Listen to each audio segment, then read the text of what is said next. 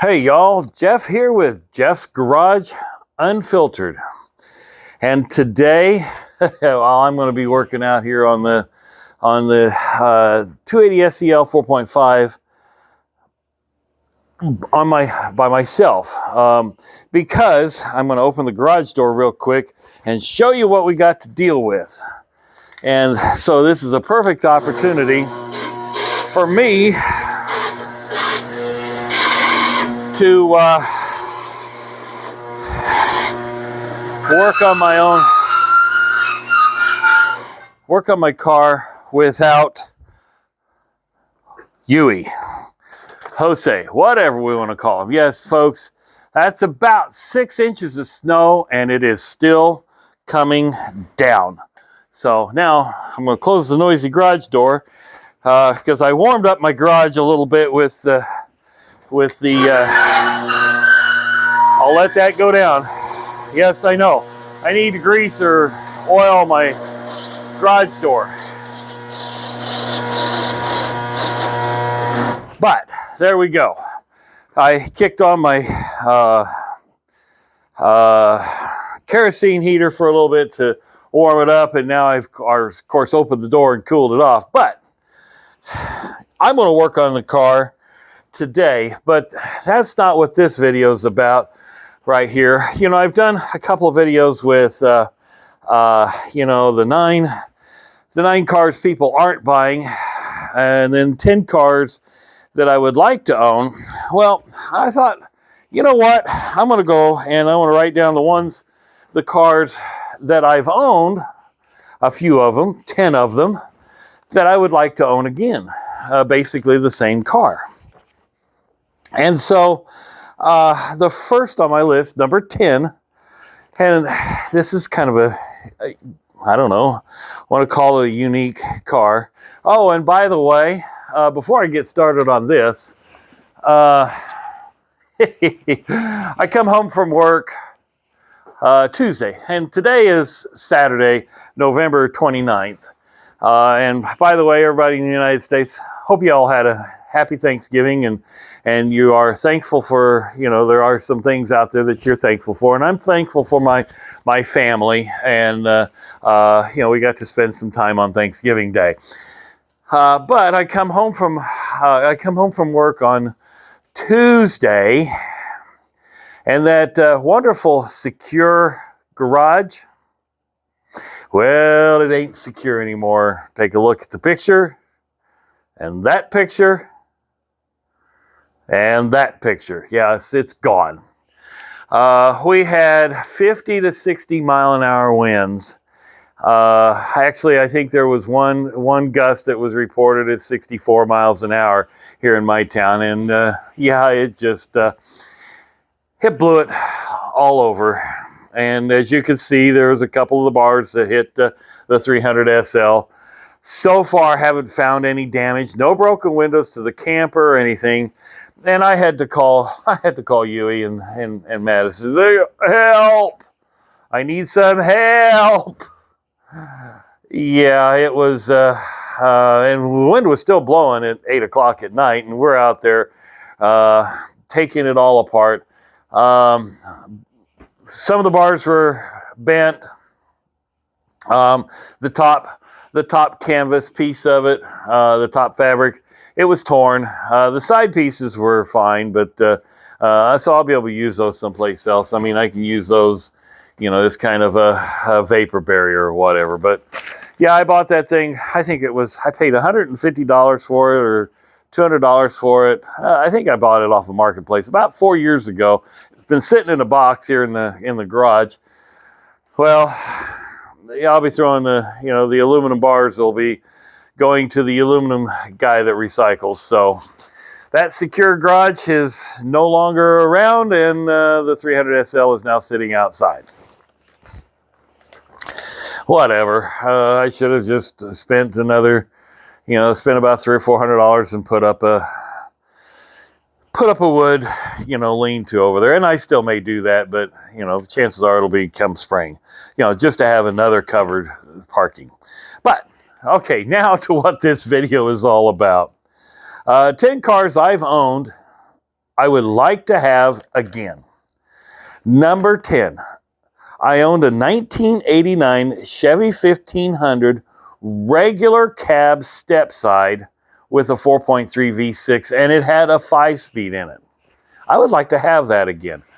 The one I had, I bought it from a guy that he was a assistant plant manager or plant manager at the RV place that I worked at.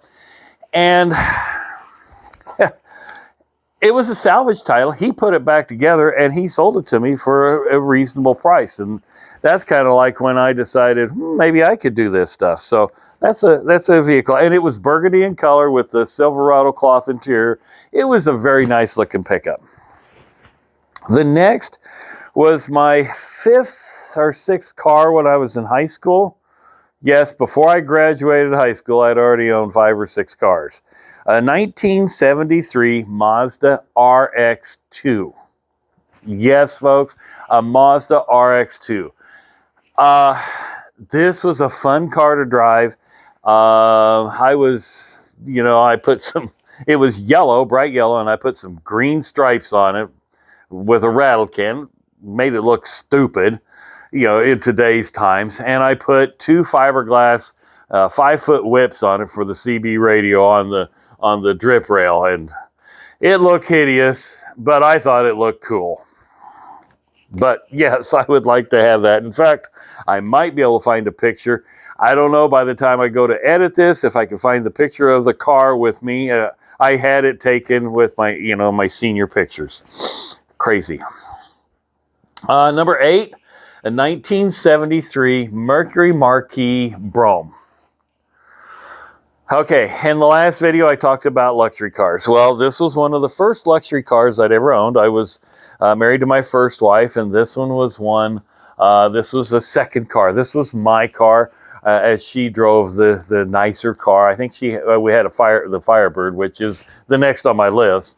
But the Mercury Marquis Brougham, that was our family sedan to go travel to, the Sunday family dinner or the holiday dinners. And I mean, it was loaded up. It was a comfortable car. It was like buying a couch and you get the car free. The next on the list was the 77 Pontiac Firebird. I owned it at the same time as the Mercury Marquis, and that was the sporty car. I had a friend back at that time period. We rebuilt the engine in that car. Actually rebuilt it in the kitchen of the house I was living in. I mean, again, I'm 20 years old. I'm young and stupid, and I'm building an engine on the kitchen, on the kitchen floor and counter. We took the block in, took it down, honed the cylinders. Yes, and had to move it out of the way every time we wanted to cook. Didn't take long, but we got it done. The next, I was in high school. I owned a 73 Plymouth Satellite Sebring. It had a 318 in it. I owned this. I owned this right after high school. I think I traded the RX-2 for the Plymouth Satellite. I don't remember. I was still living at my parents', I believe. But anyway, very good car. I had big mag wheels on it. I had 60s on the back. And had wide tires with Krager SS rims. It was a great car. It got decent fuel economy, and it ran forever. Actually, I had that after I graduated high school, so I had traded the Mazda for that. Also, when I was in high school, I owned a 73 Pontiac Le Mans. Now, I don't know why I'd want to own this car again, but because this car kind of, I don't say it left me stranded. Something weird happened. I was coming home from work. I was in high school, and I was going up the highway, on the way home, and I had the sunroof open. It was a fall evening, and I thought, I'm going to put the sunroof, open the slider. It had a slider. And I got it about halfway, and the darn thing picked up, and it blew off. And it was laying on the highway behind me, and immediately I traded the car. I went and stopped and went and got it, and I took the top of the car, and I took it in, and I traded that car off the next day or two.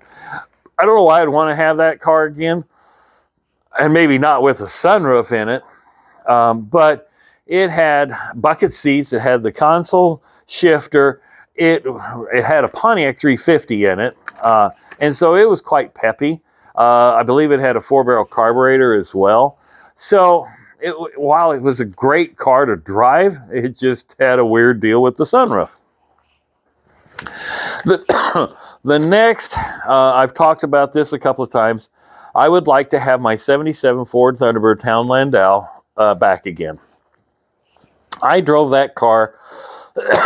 I bought this right after I graduated high school, and I think I traded the Satellite for this, I believe. Yes, I did. I traded the Satellite for this because I wanted a good car.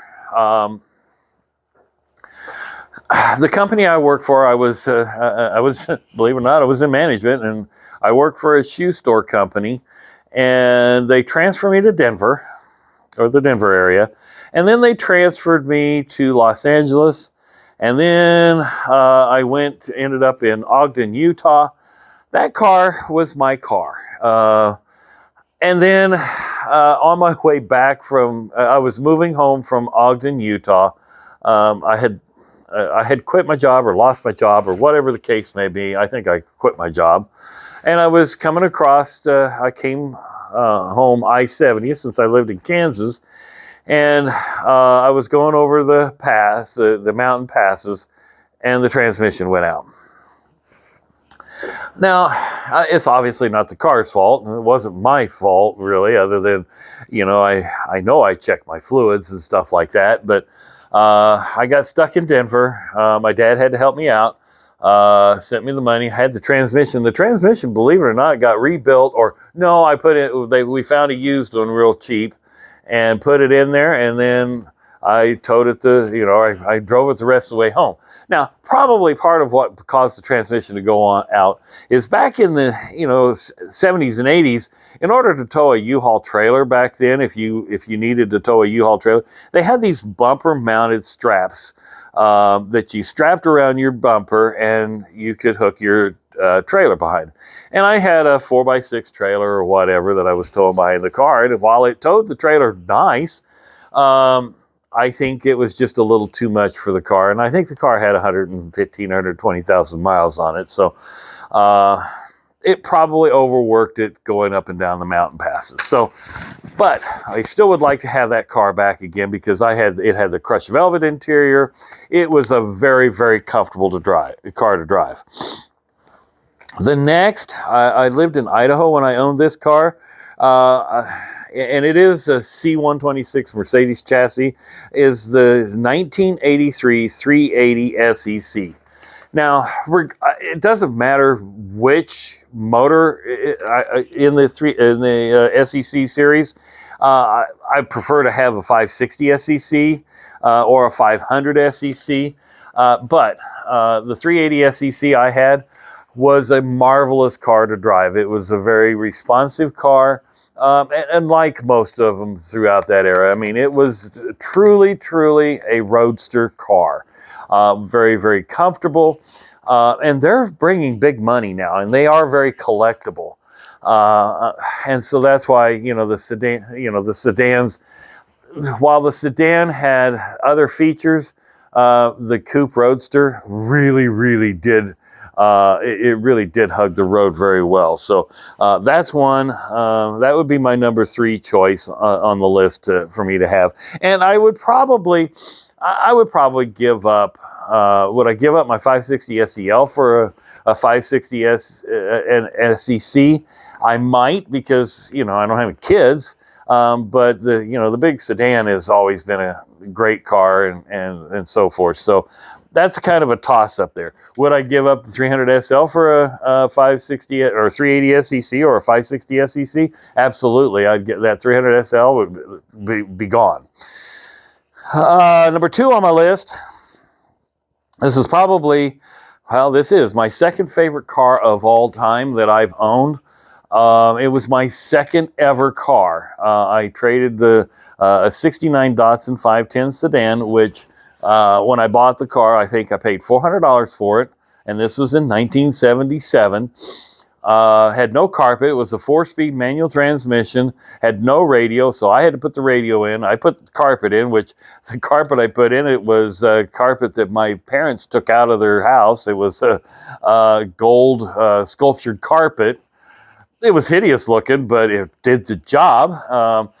I didn't own that car for very long because I found this 1973 Olds Cutlass Supreme with a Rocket 350 Quadrajet on it. And that car was a phenomenal driving car. It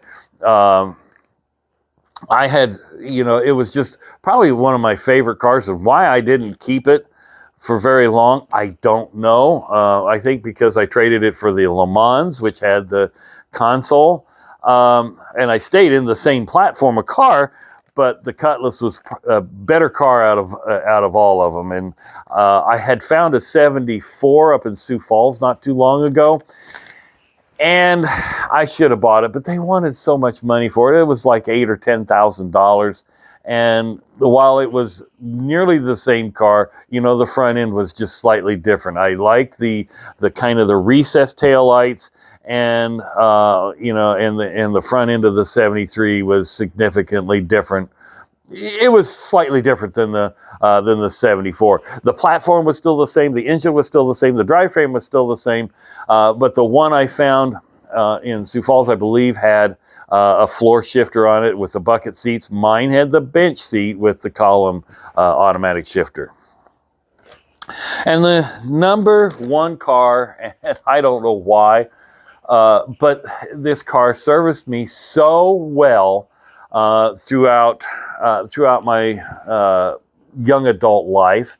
I had traded a Buick, a 77 Buick Electra 225 for this car. And this car it was just the best ride. It's probably one of the cars I've owned the longest in my entire life. And that is the 1985 Cadillac Fleetwood Brougham with the d'Elegance package. And at the time I worked for J.C. Penney. I was a department manager back in the 80s. And my boss owned that same car, and I always admired it. His was in the taupey color, and I thought, man, I could own one of them. And I knew a guy, a kind of a broker, kind of a car guy, and he had connections with a bank, and by God, he found me one at an auction. There was, it was a clean title. Everything was good on the car. And it had, I don't remember when I bought it, it had 50,000 miles on it. And it was silver in color with a silver interior. And it was a beautiful, beautiful, beautiful car. Nearly perfect in every way. I drove that car over 185,000 miles, and it had the 307 Oldsmobile engine in it. And I think that engine was only used for 84, 85, and maybe the first part of 86, and until they went back to the 5-liter Chevy engine, the 305. And I had no issues, no transmission issues, no engine issues. Always did my maintenance on that car. That's the number one car. If I could find one that is in great shape, I probably would try and buy it. Now, would I give $10,000 for the car? No, but that's what they're bringing. In one in very respectable shape. But $4,000, $5,000, $6,000. Yeah, I would probably I'd give up a couple cars to own that car. It was the best riding car. I never ever. I didn't have, but I did everything, I did all the maintenances and everything on it. And for the most part, for most of the life that I owned it, it parked outside. And so it got the summer sun and the winter, and in Kansas we had snow. But it was just, it was a beautiful, beautiful car to drive. And so I really, really enjoyed that car. So there's my list. Now, you know, a little different than the list of cars that I would like to own that I haven't, but yet, you know, but you know, it's any one of these cars I would love to, you know, love to have back. I mean, some of them bring back good memories, and some of them they don't. I mean, you know, the Mercury Marquis Brougham. Yeah, I didn't own it for very long, but you know, it brought back some. You know, it's a time in my life where you know, I just really got into the luxury cars. So there you have it. So why have I gotten into Mercedes? Because I've always liked the European styling. You know, the German engineering, I understand it. The styling is, you know, it's there. So there you go, folks. Should you want to donate a car to me, take something from my list and, you know, send it my way. You know, I don't want any junk and trash. I mean, it has to at least be respectable. I'll put it back together. I mean, if it runs and drives, great. If it's, you know, I don't want anything that's all frame rusted or anything. But you know, I'd be happy to put it back on the road and use it as content on my channel here. So, thanks for watching. Hope you enjoyed this video. Hit like, subscribe, all those good things. As I got to tell you, the YouTube algorithm. You know, this is real. This is my story. You know, those are, that's part of my life that happened. And so, in the day of where we got AI doing a lot of work for it, AI is not doing this. And you know, this is me being authentic. So, please, help support and subscribe to my channel. I would eventually like to get into the real monetization. According to the statistics, I make $10 a month on YouTube. Although I don't see it because you have to hit that 4,000 hours at some point. So, and it seems like my watch hours are going down, and I don't know why, because I did better videos a year ago. I don't know, but I'm going to push out more content, and hopefully y'all can watch it and follow my story. Have a great day. Again, hit subscribe, like, and hit that reminder bell, because who knows what's going to come out next. I am going to do a video of, I'm going to set the camera and start putting this back together. And some of the parts are inside the house that I may be able to get the dash, you know, the glove box cover put back. Those kinds of things, and maybe that'll be, you know, that'll be on another video. Have a great day. Again, happy holidays as we're into the holiday season.